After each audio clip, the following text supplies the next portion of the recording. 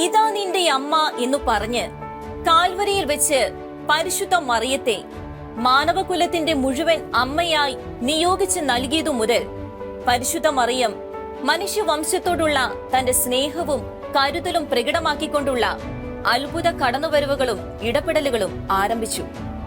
സ്ലീഹന്മാരുടെ കാലങ്ങളിൽ തുടങ്ങിയ അമ്മയുടെ ഈ പ്രത്യക്ഷീകരണങ്ങൾ സഭയിൽ ഇന്നോളം തുടരുന്നു. 19-ാം നൂറ്റാണ്ടിൽ ഇപ്രകാരം അമ്മയുടെ പ്രത്യക്ഷീകരണങ്ങളാൽ പുണ്യഭൂമിയായി മാറിയ ഒരു കുഗ്രാമമായിരുന്നു ലൂർദ്.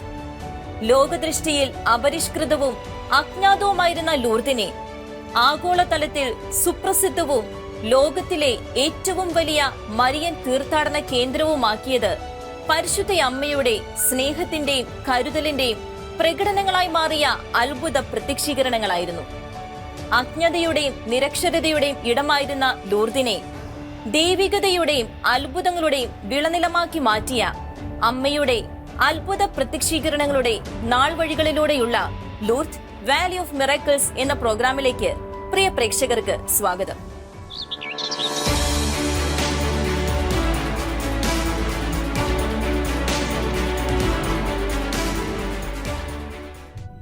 ലോകത്തിലെ 10,000 ലക്ഷത്തോളം വരുന്ന കത്തോലിക്കരുടെ അഭിമാനവും ആവേശവും ആത്മീയ വികാരവും ക്രൈസ്തവരുടെ വിശ്വാസയാത്രയിൽ മാതൃവാത്സല്യവും സാന്ത്വനവും തുണയുമായി അവർക്ക് ഒരമ്മയുണ്ട് എന്ന് ലോകത്തോട് വിളിച്ചോതുന്ന സ്വർഗത്തിന്റെ അടയാളം. ലോകം നിസ്സാരയും വിലക്കെട്ടവളുമെന്ന് മുദ്രകുത്തിയവളെ അൾത്താര വണക്കത്തിലേക്ക് നയിച്ച അത്ഭുത പ്രത്യക്ഷീകരണങ്ങളുടെ ചരിത്രവേദി. വിശേഷണങ്ങൾ ഇങ്ങനെ നീളുകയാണ്. ലോകത്തിലെ തന്നെ ഏറ്റവും തീർത്ഥാടന പ്രവാഹമുള്ള മരിയൻ ബസിലിക്ക സ്ഥിതി ചെയ്യുന്ന ലൂർദിന്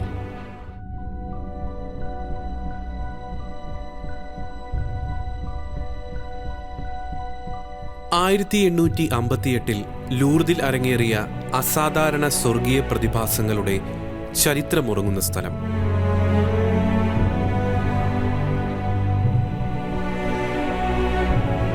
അത്ഭുത പ്രത്യക്ഷീകരണങ്ങളിൽ ഏറിയതിലും പരിശുദ്ധ മാതാവ് നിന്നിരുന്ന സ്ഥലത്ത് തന്നെയാണ് ഗ്രോട്ടോ പണിതുയർത്തിയിട്ടുള്ളത്.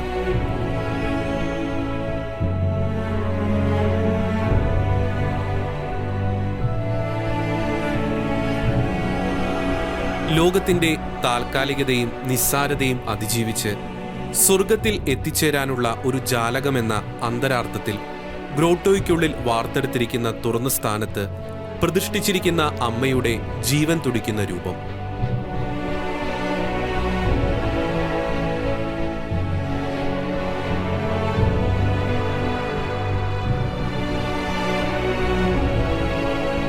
ഒരിക്കലും പ്രാർത്ഥിക്കാത്തവരും ഇവിടെ വന്നാൽ അമ്മേ എന്ന് വിളിക്കുന്നതിലെയും നിരാശയിൽ ആഴ്ത്തപ്പെട്ടവർ പ്രത്യാശാപൂരിതരായി ഇവിടെ നിന്ന് മടങ്ങുന്നതിലെയും മാനസിക സംഘർഷങ്ങളിൽ അകപ്പെട്ടവർ ഇവിടെ ആന്തരിക സമാധാനത്താൽ നിറയപ്പെടുന്നതിൻ്റെയും രഹസ്യമെന്തെന്ന് ചോദിച്ചാൽ ഉത്തരം ഒന്നേയുള്ളൂ. അവൾ സ്വർഗം മനുഷ്യർക്കായി നൽകിയ അമ്മയാണ് എന്നത് തന്നെ. മക്കളുടെ വേദനയിലും കണ്ണുനീരിലും ആശ്വാസം പകരാൻ കഴിയുന്ന അമ്മയുടെ സാന്നിധ്യം അന്തരീക്ഷം മുഴുവനിലും നിശബ്ദ അലകളായി ഒഴുകിയെത്തുന്നതിന് അവിടെ സന്ദർശിച്ചിട്ടുള്ള കോടാനുകോടി തീർത്ഥാടകർ സാക്ഷികളാണ്. അവിടെയുള്ള അഭൗമിക ശക്തിയാൽ വൈദ്യശാസ്ത്രത്തിന് വിവരിക്കാൻ കഴിയാത്തതായി രേഖപ്പെടുത്തപ്പെട്ട 7000 അത്ഭുത രോഗസൗഖ്യങ്ങളും ഇതിനുള്ള സാക്ഷ്യങ്ങളാണ്. ഇവയിൽ 70 അത്ഭുതങ്ങൾ സഭ ഔദ്യോഗികമായി അംഗീകരിച്ചവയുമാണ്. പാറക്കൂട്ടങ്ങൾക്കിടയിൽ അതീവ സൗന്ദര്യത്തോടെയും മാതൃവാത്സല്യത്തോടെയും പ്രത്യക്ഷയായ പരിശുദ്ധ അമ്മയുടെ പാദസ്പർശമേറ്റ കല്ലുകൾ പോലും വിശ്വാസികൾ അമ്മയുടെ സ്നേഹത്തിന്റെ അടയാളങ്ങളായി ഏറ്റെടുത്തു കഴിഞ്ഞു. എന്റെ സ്വർഗം എന്നാണ് ബർണദീത്ത ഗ്രോട്ടോയെ വിശേഷിപ്പിച്ചിട്ടുള്ളത്.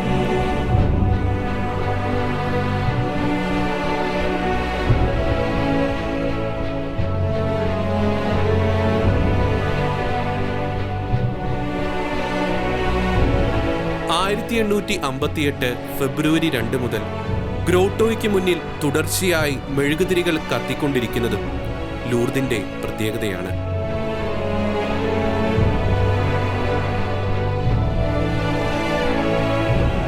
1858 ഫെബ്രുവരി 25 കത്തുന്ന മെഴുകുതിരിയുമായി അമ്മയുടെ അടുക്കലെത്തിയ ബർണദീത്തയോട് അമ്മ തിരി അവിടെ കത്തിച്ചു വെക്കുവാൻ ആവശ്യപ്പെടുകയായിരുന്നു. തിരികൾ കത്തിച്ചുകൊണ്ടുള്ള വിശ്വാസ പ്രദക്ഷിണവും ലൂർദിന്റെ സവിശേഷതയാണ്.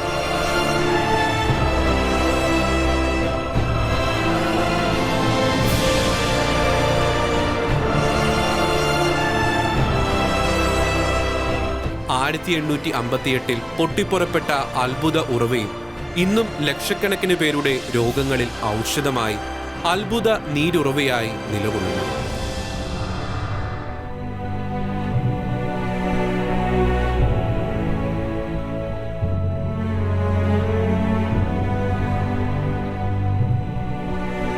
ഭൂമിയുടെ വിവിധ കോണുകളിൽ നിന്നായി വീൽചെയറുകളിലും കിടക്കകളിലും രോഗികൾ ലൂർദ് ബസിലിക്കയിലും ഗ്രോട്ടോയിലും എത്തി പ്രാർത്ഥിച്ച് അത്ഭുത സൗഖ്യം സ്വന്തമാക്കുന്നു.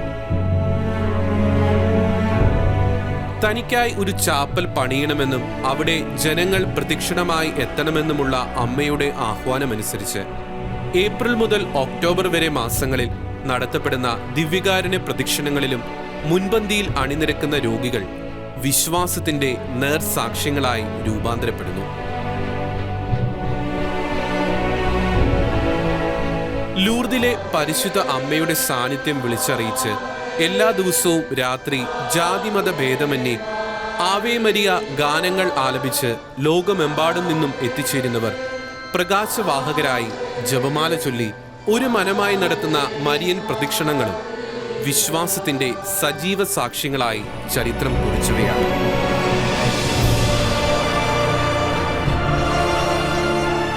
മാതൃസ്നേഹത്തിന്റെ ദിവ്യാനുഭവത്തിൽ അവർണ്യമായ ശാരീരിക, മാനസിക, ആത്മീയ സൗഖ്യങ്ങൾക്ക് വേദിയാകുന്ന ലൂർദിലെ ചരിത്ര സംഭവങ്ങളുടെ വേരുകൾ ചെന്നെത്തുന്നത് ലൂർദിൽ 1844 ജനിച്ച ഒരു സാധു പെൺകുട്ടിയായിരുന്ന ബർണദീത്തയിലേക്കാണ്. മനുഷ്യദൃഷ്ടിയിൽ എടുത്തു പറയത്തക്ക മിടുക്കുകളോ സവിശേഷതകളോ ഇല്ലാതിരുന്ന അവളെ വിശുദ്ധിയുടെ ഉന്നത പടവുകളിലേക്ക് നയിച്ചത് മറിയത്തിന്റെ പ്രത്യക്ഷീകരണങ്ങൾക്ക് അവൾ അർഹയായി എന്നതായിരുന്നില്ല, മറിച്ച് സ്വർഗത്തിന്റെ പദ്ധതിയിലുള്ള അവളുടെ സമർപ്പണവും സഹകരണവും ലോകത്തിൽ അവൾ കാത്തു സൂക്ഷിച്ച വിശുദ്ധിയും വേർപാടുമായിരുന്നു. ഫ്രാൻസിലെ പിരണീസ് പർവ്വതനിരയുടെ താഴ്വരയിലുള്ള ലൂർദിലെ പാവപ്പെട്ട കുടുംബമായിരുന്ന സുബറീസ് കുടുംബത്തിലെ 6 മക്കളിൽ മൂത്തവളായിരുന്നു ബർണദീത്ത.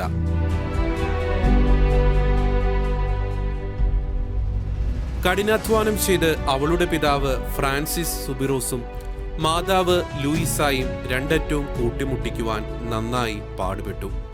രോഗങ്ങളും അപകടങ്ങളും തുടങ്ങി ദൗർഭാഗ്യങ്ങൾ ഒന്നിനു പിന്നാലെ ഒന്നായി സുബിറോസ് കുടുംബത്തിൽ വന്നുകൊണ്ടിരുന്നു. തടവുകാർക്ക് പോലും ഉപയോഗിക്കാൻ കഴിയാത്ത വിധം അനാരോഗ്യകരമായിരുന്നതിനാൽ ജയിലധികാരികൾ ഉപേക്ഷിച്ച ഒരു സ്ഥലത്ത് കൊടിയ ദാരിദ്ര്യത്തിൽ അവർ താമസമാക്കി. കുട്ടികളുടെ വിശപ്പിന്റെ കരച്ചിലുകൾക്ക് പരിഹാരം കണ്ടെത്തുവാൻ പലപ്പോഴും ആ ദമ്പതികൾക്ക് കഴിയാതെ വന്നു. ഇതായിരുന്നു ബർണദീത്തയുടെ കുട്ടിക്കാലം.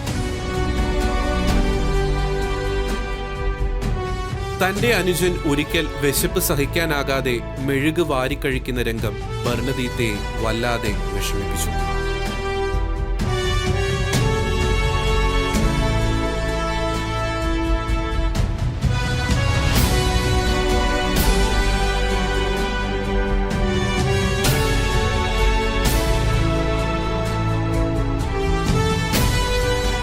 ദുരിതങ്ങൾക്കുമേൽ ദുരിതമെന്ന് പറഞ്ഞ പോലെ 1855 ബർണദീത്തയ്ക്ക് കോളറ പിടിപെട്ടു. ഇതിനുള്ള ചികിത്സയുടെ പരിണിത ഫലമായി ക്ഷയവും ആസ്മയും ജീവിതകാലം മുഴുവൻ അവളെ വേട്ടയാടുകയും ചെയ്തു. രോഗം മൂലം തനിക്ക് ലഭിച്ച പ്രത്യേക പരിഗണനയും ഭക്ഷണ പോഷകാദികളും മാതാപിതാക്കൾ അറിയാതെ ബർണദീത്ത തന്റെ സഹോദരങ്ങളുമായി പങ്കുവച്ചിരുന്നു. പട്ടിണിയുടെയും ദാരിദ്ര്യത്തിന്റെയും പ്രതിഫലനമായിരുന്ന ബർണദീത്തയുടെ ജയിൽ സമാനമായ വീട് ഇന്ന് തീർത്ഥാടകരുടെ പ്രവാഹ കേന്ദ്രമായി സംരക്ഷിക്കപ്പെടുകയും ആദരിക്കപ്പെടുകയും ചെയ്യുന്നതിലെ ദൈവിക പ്രവൃത്തി എത്രയോ വർണ്ണനാതീതമാണ്. കാര്യങ്ങൾ കൂടുതൽ ഗുരുതരമാക്കിക്കൊണ്ട് ബർണദീത്തയുടെ പിതാവ് മോഷണക്കുറ്റത്തിന് ജയിലിലാകുകയും സുബിറോസ് കുടുംബം വല്ലാതെ തകർക്കപ്പെടുകയും ചെയ്തു. എന്നാൽ ആ നാളുകളിൽ പ്രാർത്ഥനയിലും പരസ്പര സഹകരണത്തിലും സ്നേഹത്തിലും ആ കുടുംബം പ്രകടിപ്പിച്ച ധൈര്യം ഏവരെയും അതിശയിപ്പിച്ചു.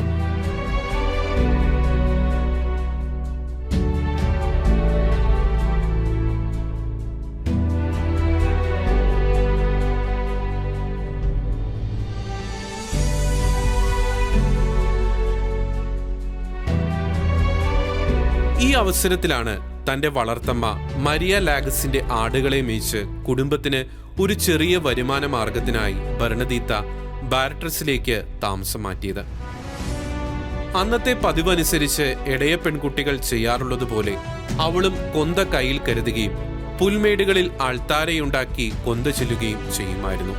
ആദ്യ കുർബാന സ്വീകരണത്തിനുള്ള ആഗ്രഹം ശക്തമായതിനെ തുടർന്ന് അവൾ ലൂർദിലേക്ക് മടങ്ങി ആദ്യ കുർബാനയ്ക്കായി തീഷ്ണതയോടെ ഒരുങ്ങിക്കൊണ്ടിരുന്നു.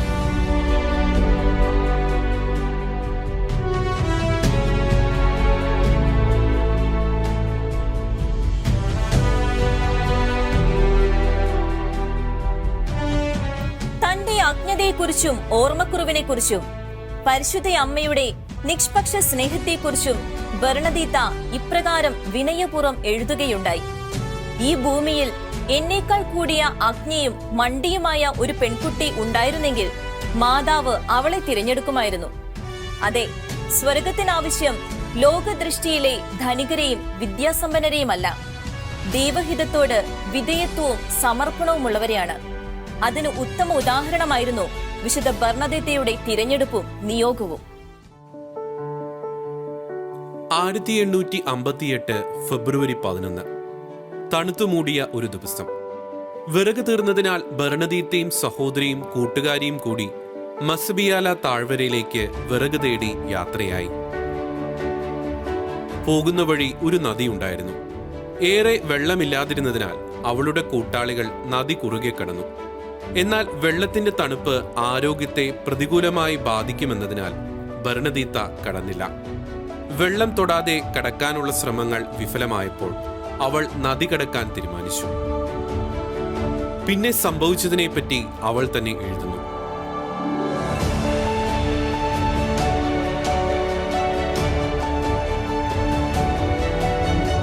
ഞാൻ എന്റെ ചെരുപ്പഴിച്ചു. കാലുറ മാറ്റാൻ തുടങ്ങിയപ്പോൾ ഒരു ശബ്ദം കേട്ടു, കാറ്റ് വീശുന്നത് പോലെ. ഞാൻ മുഖമുയർത്തി പുൽമേടിലേക്ക് നോക്കി, ഒന്നും കണ്ടില്ല. വീണ്ടും കാലുറ അഴിക്കാൻ തുടങ്ങി. ശബ്ദം പിന്നെയും ആവർത്തിച്ചു.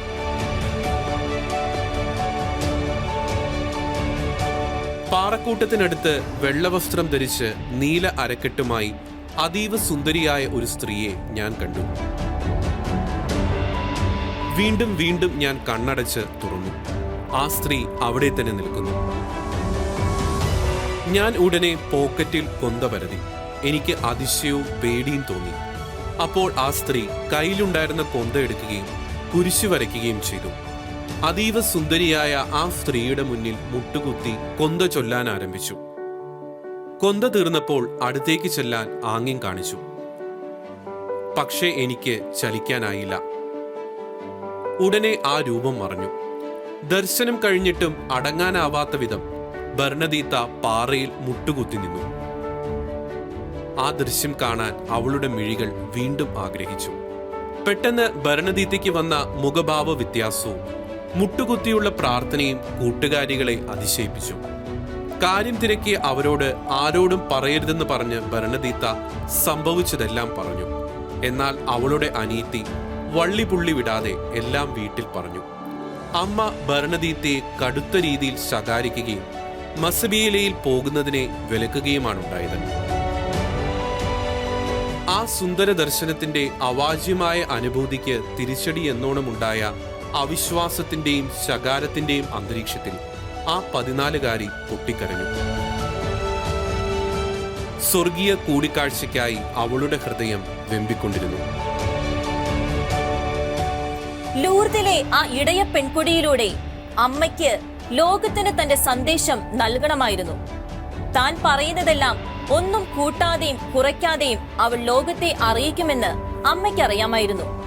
പ്രത്യക്ഷപ്പെടലുകൾ തുടരുകയും ഒടുവിൽ അമ്മ അവളോട് സംസാരിക്കുകയും ചെയ്തു. അമ്മ ആവശ്യപ്പെട്ടതെല്ലാം ഏറ്റവും നിഷ്കളങ്കതയോടെ അവൾ കേൾക്കുകയും അനുസരിക്കുകയും ചെയ്തു.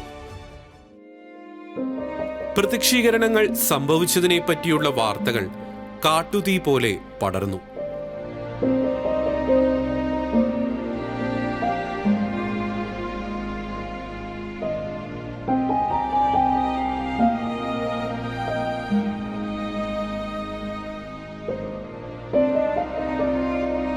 ഇടവക വികാരിയുടെ ആവശ്യപ്രകാരം വീണ്ടും സംഭവസ്ഥലത്ത് പോയ ബർണദീത്തെ അനുഗമിക്കാൻ കുറെ പേരുണ്ടായിരുന്നു.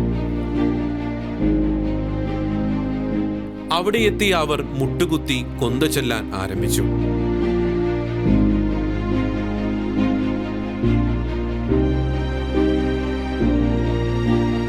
പുഞ്ചിരിച്ചുകൊണ്ട് വീണ്ടും തനിക്ക് മുന്നിലെത്തിയ ആ സ്ത്രീക്ക് നേരെ വിശുദ്ധ ജലം തളിച്ചുകൊണ്ട് അവൾ പറഞ്ഞു, നീ ദൈവത്തിൽ നിന്നാണ് വരുന്നതെങ്കിൽ മുന്നോട്ട് വരിക, അല്ലെങ്കിൽ ദൂരെ പോവുക.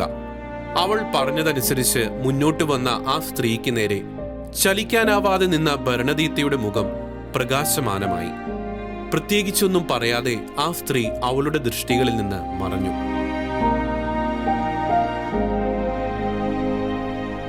ഫെബ്രുവരി 18 വീണ്ടും പാറക്കെട്ടുകൾക്ക് മുന്നിലെത്തിയ ബർണദീത്തയോട് ആദ്യമായി ഏറ്റവും മാധുര്യമേറിയ സ്വരത്തിൽ അമ്മ പറഞ്ഞു, നിനക്ക് ഈ ലോകത്തിൽ ഞാൻ സന്തോഷം വാഗ്ദാനം ചെയ്യുന്നില്ല, മറിച്ച് പരലോകത്തിൽ നീ സന്തോഷവതിയായിരിക്കും. 15 ദിവസത്തേക്ക് ഇവിടെ വരാൻ നിനക്ക് ദയയുണ്ടാകുമോ? തുടർന്ന് ഫെബ്രുവരി 19, 20, 21 തീയതികളിൽ തുടർച്ചയായി അമ്മ വരികയും ബർണദീത്തയെ അനുഗമിച്ചവരുടെ എണ്ണം സംഖ്യാതീതമാവുകയും ചെയ്തു.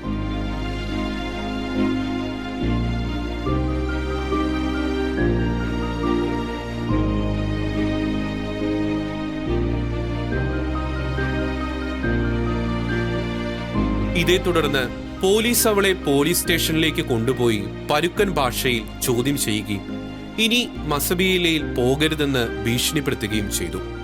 എന്നാൽ ആ സ്ത്രീക്ക് കൊടുത്ത വാക്ക് തെറ്റിക്കാനാവില്ലെന്നായിരുന്നു അവളുടെ മറുപടി. 22 അവൾ പോയെങ്കിലും അമ്മ വന്നില്ല. 23 അവളെ അനുധാവനം ചെയ്യാൻ അഭിഭാഷകനും സൈന്യാധിപനും ഡോക്ടറും മറ്റു പല അധികാരികളും ഉണ്ടായിരുന്നു. പ്രത്യക്ഷീകരണ സമയത്ത് അവളിൽ വന്ന അമാനുഷിക രൂപാന്തരീകരണം അവരെയെല്ലാം വിസ്മയിപ്പിച്ചു. അവൾക്ക് ഒരു തകരാറുമില്ലെന്നും അവളുടെ ശാരീരിക മാനസിക നിലകൾ സാധാരണമാണെന്നും ഡോക്ടർ വിലയിരുത്തി. പാപികളുടെ മാനസാന്തരത്തിനായി പ്രാർത്ഥിക്കുവാൻ ആ സ്ത്രീ തന്നെ ഉപദേശിച്ചതായി അവൾ പിന്നീട് വെളിപ്പെടുത്തി.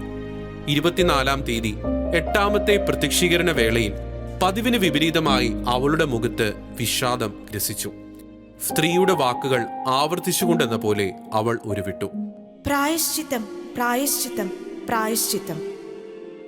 പിറ്റേ ദിവസം 9ാമത്തെ പ്രത്യക്ഷീകരണ സമയത്ത് മുട്ടിന്മേൽ നിന്ന ബർണദീത്ത ഏതോ ആജ്ഞ കേട്ടാൽ എന്ന പോലെ എഴുന്നേറ്റ് ഒരു പ്രത്യേക സ്ഥാനത്തിരുന്ന് കൈകൾ കൊണ്ട് നിലം കുഴിക്കാൻ തുടങ്ങി.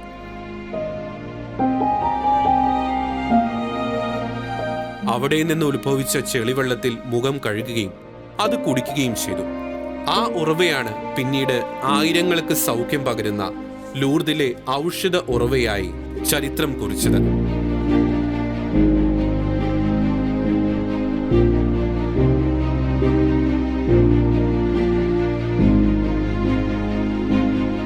പിറ്റേന്ന് പാപികളുടെ പാപപരിഹാരാർത്ഥം അവൾ സ്ത്രീയുടെ നിർദ്ദേശപ്രകാരം ഭൂമിയെ ചുംബിക്കുകയുണ്ടായി. പ്രത്യക്ഷീകരണങ്ങൾ തുടർന്നു. ഉറവയും അതിലൂടെ സംഭവിച്ച അത്ഭുതങ്ങളും പ്രത്യക്ഷീകരണങ്ങളുടെ വിശ്വസനീയതയ്ക്ക് കാരണമായി.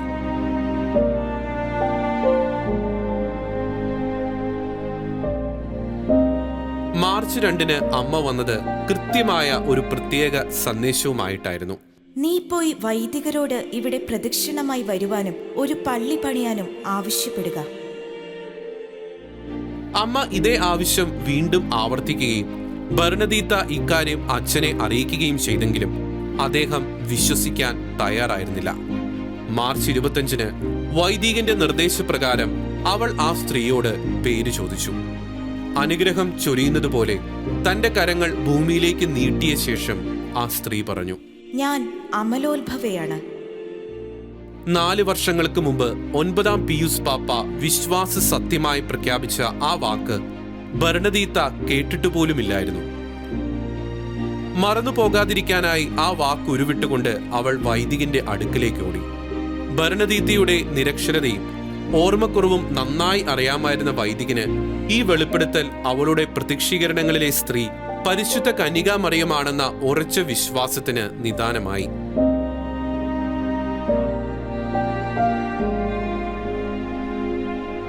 ദർശനങ്ങൾ തുടരുകയും ദർശനവേളയിൽ അവൾ കയ്യിലിരുന്ന തിരിയിലെ ജ്വാലയെ സ്പർശിച്ചെങ്കിലും അവൾക്ക് പൊള്ളലേൽക്കാത്തത് അത്ഭുത പ്രതിഭാസമായി ഡോക്ടർമാർ കുറിക്കുകയും ചെയ്തു. ജൂലൈ 16 കർമ്മലമാതാവിന്റെ തിരുനാൾ ദിനത്തിലായിരുന്നു അവൾക്ക് അമ്മയുടെ 18ാമത്തെയും അവസാനത്തെയും ദർശനം ഭൂമിയിൽ വെച്ച് ലഭിച്ചത്.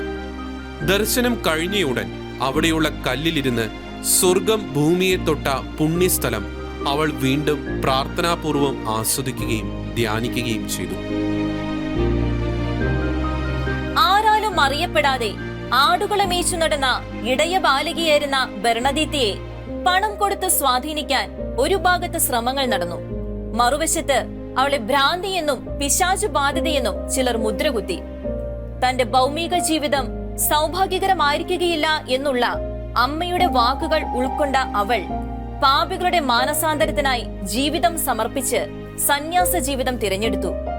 നീണ്ട പഠനങ്ങൾക്കും ഗവേഷണങ്ങൾക്കും ഒടുവിൽ ലൂർദിലെ ദൈവമാതാവിന്റെ പ്രത്യക്ഷീകരണത്തിന് സഭ അംഗീകാരം നൽകുകയും ചെയ്തു.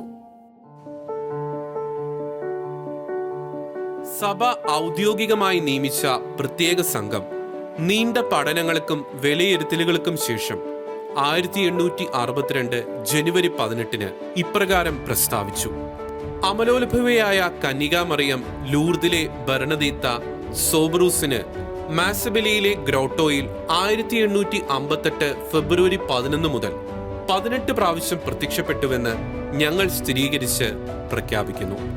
മാതാവ് പല പ്രാവശ്യം പ്രകടിപ്പിച്ച ആഗ്രഹത്തിന്റെ പൂർത്തീകരണത്തിന് ഒരു തീർത്ഥാടന കേന്ദ്രം ഗ്രോട്ടോയോട് ചേർന്ന സ്ഥലത്ത് പണിയുന്നതായിരിക്കും. ബർണദീത്തയാകട്ടെ സിസ്റ്റേഴ്സ് ഓഫ് നെയ്വേഴ്സിന്റെ സ്ഥാപനത്തിൽ ചേർന്ന് ആ സഭയിൽ അംഗമായി. ലൂർദിൽ നിന്ന് നെവേറിൽ സ്ഥലം മാറിയെത്തിയ അവൾ സഹോദരിമാർക്ക് എഴുതി: നിങ്ങൾ ഗ്രോട്ടോയിൽ പോകുമ്പോൾ അവിടെ ഞാനുണ്ടാകും. ഞാൻ ഒത്തിരി സ്നേഹിക്കുന്ന ആ പാറക്കെട്ടിൽ എൻ്റെ ആത്മീയ സാന്നിധ്യം നിങ്ങൾക്ക് അനുഭവവേദ്യമാകും. അവിടെ സമയം ചെലവഴിക്കാൻ എനിക്ക് ആഗ്രഹമുണ്ട്. എന്നാൽ ഞാൻ അവിടെ വന്നാൽ പരിശുദ്ധ കന്യക അവഗണിക്കപ്പെടും.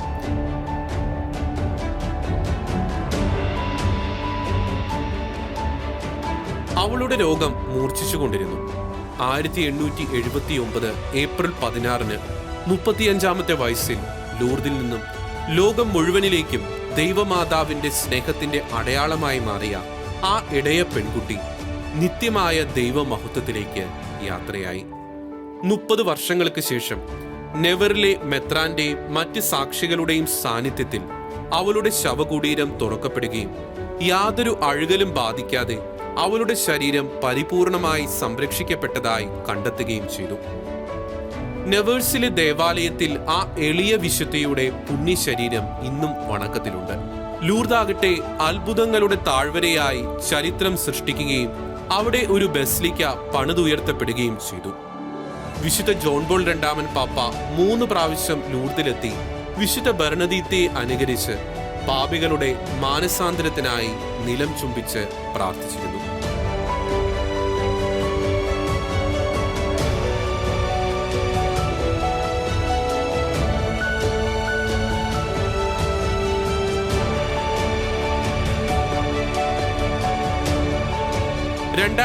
ൽ പ്രത്യക്ഷീകരണങ്ങളുടെ 150ാം വാർഷികത്തോടനുബന്ധിച്ച് ലൂർദിലെ പരിശുദ്ധ മറിയത്തിന്റെ സാന്നിധ്യം നേരിട്ട് അനുഭവിക്കാൻ എമിരിറ്റസ് ബെനഡിക്ട് 16 പാപ്പയും ആ പുണ്യസ്ഥലം സന്ദർശിച്ചു.